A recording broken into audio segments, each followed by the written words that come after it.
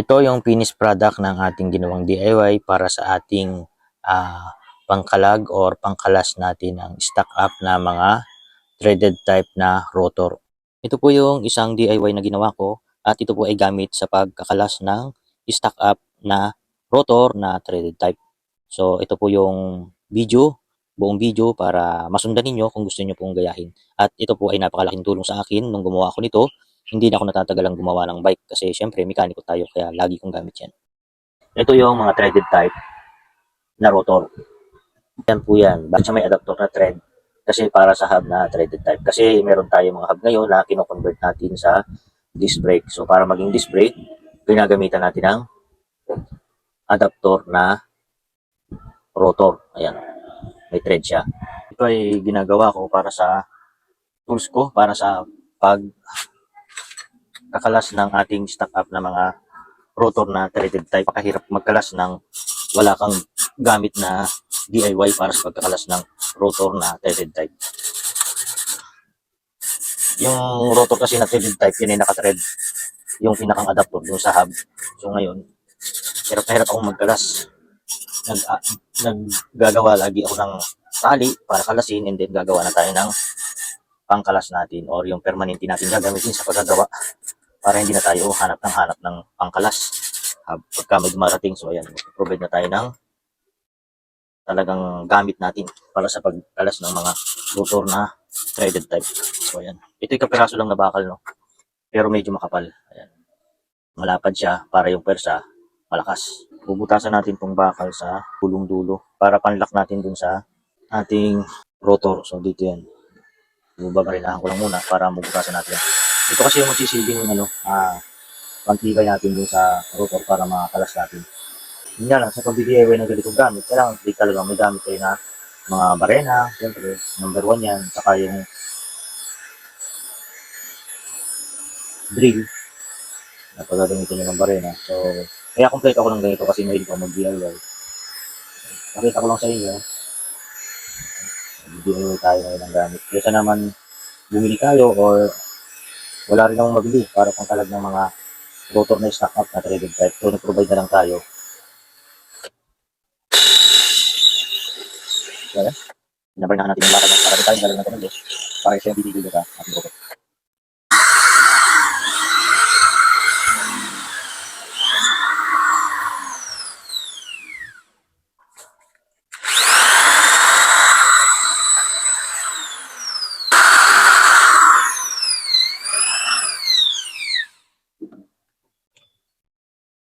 So ayan, nagbutas tayo ng dalawa, no? So ayan, pinturahan muna natin. Kasi ito kasi ay gamitin ko na. Disc brake na threaded type, napakahirap kalasin sa hub. Kasi alam mo kasi kaya ba't ang hirap kalasin yan. Then kasi pag tinred mo sa hub, pag nagpipreno ka at ginagamit mo yung bike, lalo siyang nagtatighten o lalo siyang humihigpit dun sa thread. Kasi kada preno mo, umiikot siya ng umiikot. Paskip siya ng paskip dun sa hub. Minsan nga may mga pangyayari na yung hub mismo na bumibigay yung thread, naglulus bigla yung rotor kasi yung thread ng hub dinadaig nung thread ng adapter ng rotor. So ang nangyayari, bigla siyang diretso, iikot bigla yung rotor mo. Bibitaw na siya kasi kakainin na yung thread ng hub or thread ng rotor na adapter sa isa't isa. So maglulus siya. So yun ang mga pangyayari na madalas nasisira sa hub na threaded type. Yun naman bibihira nangyayari yung ganun.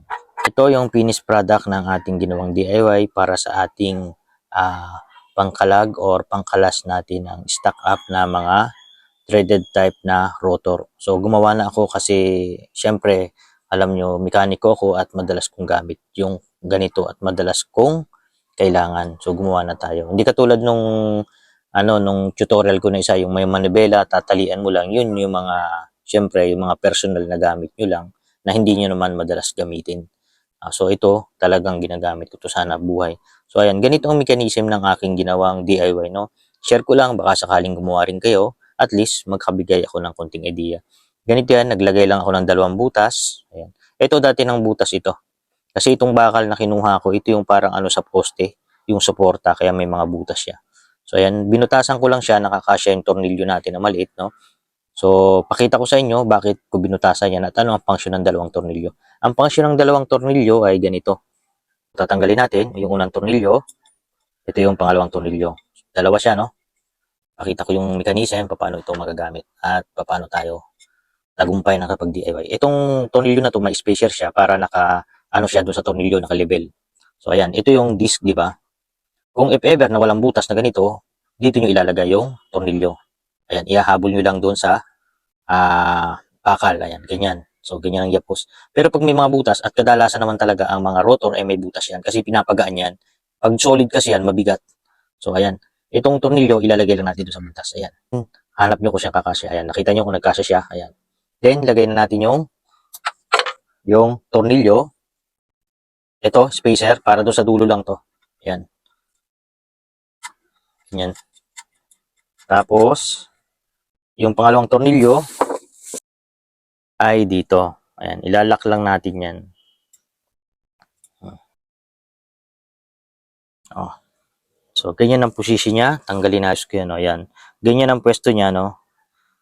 Nakapigil dun sa ating rotor. Ganyan siya. So, ayan.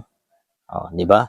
So, mayroon na akong tools para sa mga stock up na threaded type na rotor hub. So, ayan. Ganyan lang yung DIY ko. So, senior ko lang, no? Sana kung nagustuhan ninyo at gusto niyo gayahin, ayan. Idea lang yung binigay ko sa inyo. So, ayan. Thank you. At sana nakatulong ulit ako at nakapagbigay ako ng kunting idea sa mga newbie at saka sa inyong lahat, no? So, thank you. So, magiging extender lang siya ng inyong pangkalas. Then sa kanya nyo na, iikutin yung rotor o yung disc brake. Ayan, no? Pipersahin nyo lang na ganon. So, ayan. Pakita natin, no? So, medyo pwesto lang ako ng mataas. Ayan. Kita? Ikutin ko, ha? Ito. Diba? Napaka-easy magkalas ng stock up na disc brake basta mayroon kayong DIY na ganitong klase na gamit. So, ayan, oh. Oh. Puti natin. Oh. Pakita ko sa inyo kung gaano siya ka-stock up. Ano yan, ha? Kita nyo yung itsura ng ating hub. Talagang stock up to. Dinala ito sa akin para ipatanggal lang. Ayan. Tingnan nyo yung thread niya. At tingnan nyo yan. Basa-basa pa siya, di ba? So, ayan. So, sana nakatulong ulit ako doon sa ating isang follower, no? Na nag-request na ipakita ko daw yung pagkakalas ng stock up na disc brake na threaded type. Ito ina-apply lang sa mga ganito. Oh. Di ba? Easy easy.